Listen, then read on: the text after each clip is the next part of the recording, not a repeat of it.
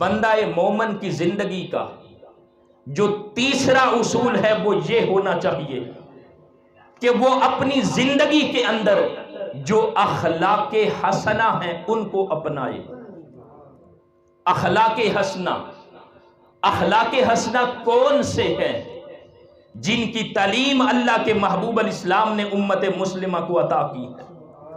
بلکہ حدیث میں میرے آقا نے فرمایا انما بعثت لاتمم مکارم الاخلاق۔ اللہ کے محبوب علیہ السلام تو امت مسلمہ کو اخلاق حسنہ کی تعلیم دینے کے لیے تشریف لائے ہیں۔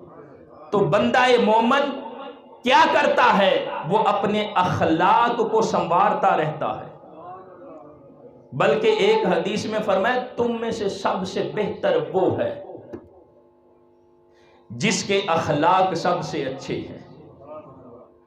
اور میزان پر جب نامہ اعمال تولا جائے گا اس وقت بھی جس چیز کا وزن بہت زیادہ ہوگا فرمایا وہ اخلاق حسنہ ہے۔ تو بندہ مومن اس کی زندگی کا بھی یہ اصول ہونا چاہیے کہ وہ ہر لمحہ جو اخلاق حسنہ ہیں ان کے ساتھ اپنے آپ کو مزین اور آراستہ رکھے۔ بندہ مومن اخلاق حسنہ کو اپناتا ہے۔ اور اخلاق حسنہ کہاں سے ملتے ہیں؟ آقا کریم علیہ السلام کی تعلیمات سے ملتے ہیں۔